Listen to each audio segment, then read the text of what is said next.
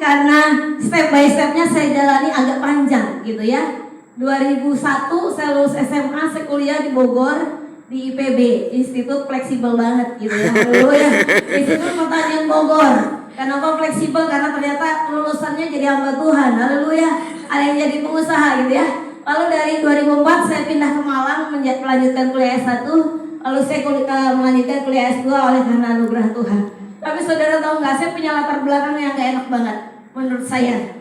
Ya, jadi kalau saya ingat ini saya kadang malu. Tapi bersyukur karena Tuhan sudah pulihkan saya pulih dan saya bisa menceritakan sebagai sebuah kesaksian. Jadi di usia yang masih anak-anak belum SD, ya masih lebih kurang usia 4-5 tahun gitu ya, saudaraku. Saya suka apalah namanya.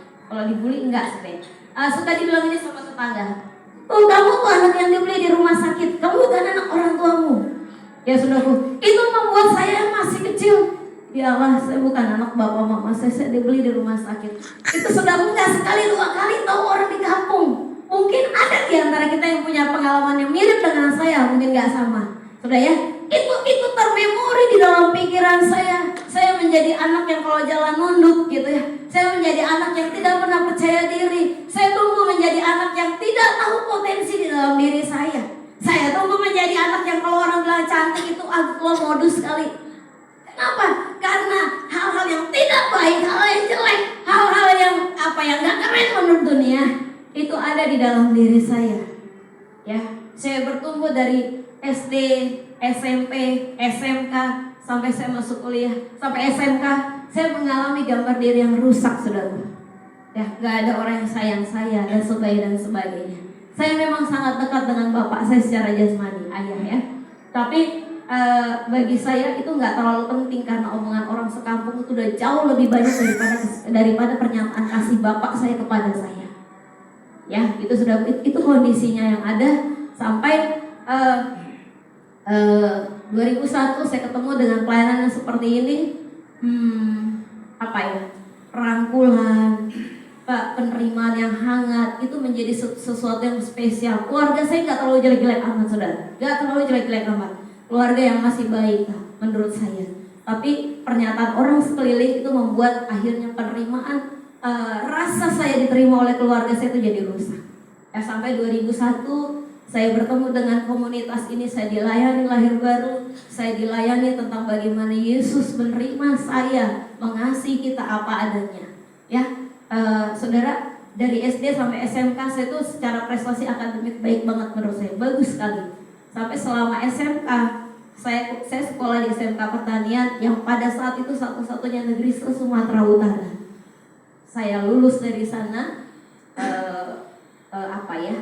dari satpam sampai kepada kepala sekolah kenal saya karena prestasi akademik. Tapi di sana pun saya tidak bisa menerima diri saya dengan baik. Ya, 2001 saya ngalami Tuhan, saya mengerti Tuhan menerima saya sebab Engkau berharga, mulia dan dikasihi Tuhan.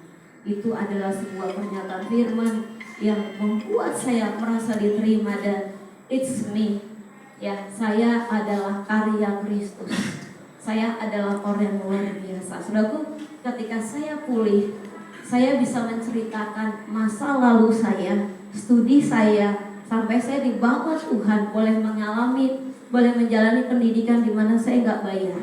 Saya kuliah di kuliah negara sampai selesai dan bahkan sampai setelah lulus, saudaraku, waktu lulus pun saya bilang sama Tuhan, untuk apa nih ijazah S2? Ya, saudara, saya mengerti ketika saya kuliah S2 satu pesan Tuhan, aku mau pakai Engkau untuk membawa jiwa-jiwa datang kepada Tuhan lewat kuliah. Membawa orang-orang muda, saya pegang itu. Setelah lulus kuliah saya tidak langsung mendapat pekerjaan. Ya saudaraku, saya beasiswa setiap bulan waktu masih kuliah S2 itu angkanya besar pada zaman itu.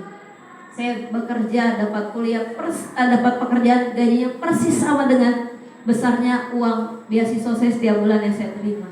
Ya, saya jalani proses yang panjang sampai titik saya bilang, Tuhan ngapain saya kuliah 8 tahun capek-capek. Saudaraku, waktu terus berjalan. Saya ingat lagu lagu mengiringmu seumur hidupku masuk dalam adalah mengiring Tuhan 1 tahun, 2 tahun, 3 tahun, enggak, tapi seumur hidup kita. Saudaraku, dalam proses yang panjang, saya bilang, kan ngapain saya kuliah capek-capek jauh-jauh, ujung-ujungnya saya ada melayani di rumah Tuhan dengan luar biasa. Tapi ternyata Tuhan belum berhenti menulis suratan kehidupan saya.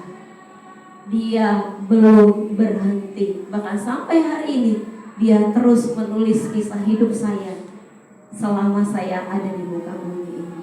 Saudaraku yang terkasih dalam Tuhan, saya yang rusak di masa kecil, Tuhan bisa bawa hari ini. Saya bisa khotbah di tengah-tengah jemaat Tuhan. Kita mengembangkan jemaat Tuhan lebih kurang 400 orang di mana Tuhan bawa. Saya bukan orang yang pengkhotbah bintang, tapi Tuhan bawa kita bisa khotbah dan dunia bisa melihat lewat itu. Siapa saya? Mungkin orang di sana gak lihat siapa buruknya saya. Tapi saudaraku, saya mau bilang, orang-orang yang dipulihkan Tuhan inilah yang Tuhan taruhkan hatinya. Saya bilang, orang-orang yang dipulihkan inilah yang bisa nangkap hati Tuhan. Orang-orang yang dipulihkan inilah bisa ngerti air matanya Tuhan itu kayak apa gitu ya. Orang-orang yang dipulihkan inilah yang bisa mendengar teriakan Yesus ketika dia dipakukan di kayu salib, kepalanya dikasih mahkota duri. Orang-orang yang dipulihkan inilah yang bisa mengalami itu. Apa itu? Kasihnya.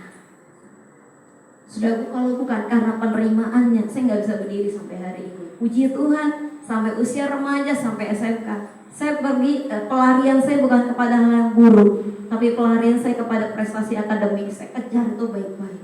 Dan saya bersyukur sama Tuhan, saudaraku. Hari ini kita tinggal di Malang, kami tinggal di Malang. Saya dengan suami, kita melayani jemaat Tuhan. Puji Tuhan, dengan cara